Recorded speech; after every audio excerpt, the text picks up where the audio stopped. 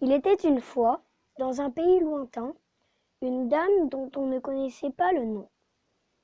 Souvent, on ne connaît pas leur nom. Sa robe se fondait parmi les milliers de fleurs et d'animaux. Les promenades du matin, dans ce décor de 1000 fleurs, étaient de loin ses préférées. Notre héroïne, un peu réservée, ne se plaisait pas à dialoguer avec les seigneurs, ces drôles de personnages au regard vide. Chaque matin, durant chaque promenade, chacun se croisait mais ne se regardait pas. Notre-Dame choisissait d'ignorer ce comportement étrange, satisfaite de l'effervescence de la nature. Ce jour-là, de retour de promenade, Notre-Dame se laissa aller dans ses pensées. Elle savourait sa propre compagnie. Assise là, dans son jardin privé, elle profitait du calme de la nature. Être plongée là, dans ses propres rêveries, c'est au moins aussi agréable que les improvisations d'un troubadour, non? Soudain, Notre-Dame fut interrompue par un étrange visiteur. Sans la regarder, il lui fit une lecture surprenante. Une lettre. Quelqu'un a été empoisonné cette nuit, mais on ne sait pas qui c'est. Si elle veut sauver cette personne, elle doit d'abord l'identifier et trouver l'antidote caché au milieu des feuillages. Pourquoi lui transmettre à elle ce message? Comment pourrait-elle trouver cette victime avant la tombée de la nuit, au milieu de tous ces gens qu'elle ne rencontre jamais? Comment reconnaître la malveillance chez ceux dont elle ne croise jamais le regard? Elle était prête à partir pour une longue épopée. Un peu déboussolée, Notre-Dame rencontra, sitôt sortie de son jardin, deux personnages inquiétants et armés. Pensant au manuscrit qu'on lui avait lu 1 heure plus tôt, elle prit peur à la vue de la grande hallebarde. Elle resta en retrait et tenta d'épier la conversation des chasseurs. Chassaient-ils le gibier ou une personne pour la piéger? En confiance autour des animaux, elle décida d'engager la conversation. Les chasseurs ne lui répondirent pas.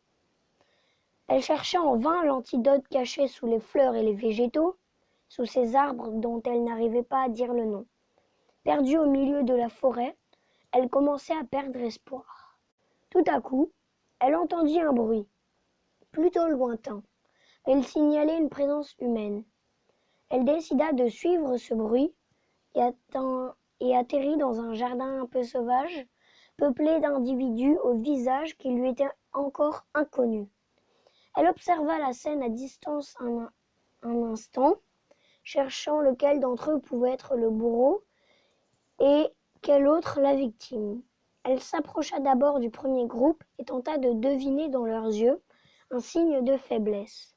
Hélas, elle ne parvint pas à croiser leurs regards. Ils partageaient un moment agréable, mais ne la regardaient pas. Elle avait l'impression d'être transparente. Un couple à sa gauche se disputait. D'une oreille discrète, elle écouta leur conversation, mais elle n'entendit rien. Une femme un peu en retrait semblait méditer. Une femme, vêtue d'une robe comme la sienne, fit son entrée dans le jardin. Notre-Dame repéra son air, encore plus perdu que les autres. Toujours sans capter son regard, elle comprit. C'était elle. Elle s'agita et courut chercher de l'aide. Elle cria aussi fort qu'elle le pouvait, mais personne ne semblait l'entendre. Où peut-on cacher un antidote dans une si grande forêt? Piou, piou! Les oiseaux semblaient l'appeler. Ils lui montrèrent une boîte. Se pourrait-il que... Elle s'en empara.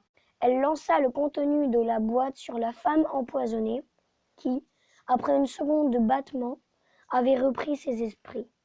Et elle s'en alla. Sereinement, Notre-Dame regagna son jardin privé. À sa grande surprise, une atmosphère joviale régnait. Elle fut surprise par le bassin trônant au milieu des plantes, dont elle n'avait plus le souvenir. Sans doute était-elle fatiguée et sa mémoire lui jouait-elle des tours. Une musique retentit, et une musicienne fit son entrée avec un luth. Son compagnon la suivit, tenant une chalémie. Elle fut surprise par les canards qui barbotaient dans la mare, mais se trouva soulagée. Quelle ambiance heureuse et poétique! Elle en avait oublié que personne n'avait le courage de se regarder. Ses mains bougeaient machinalement, mais elle ne sentait plus l'eau du bain. La musique sembla s'éloigner progressivement, laissant place à une légère mélodie fredonnée. Elle ouvrit les yeux et, incroyable, en face d'elle se trouvait sa sœur, en plein exercice de broderie.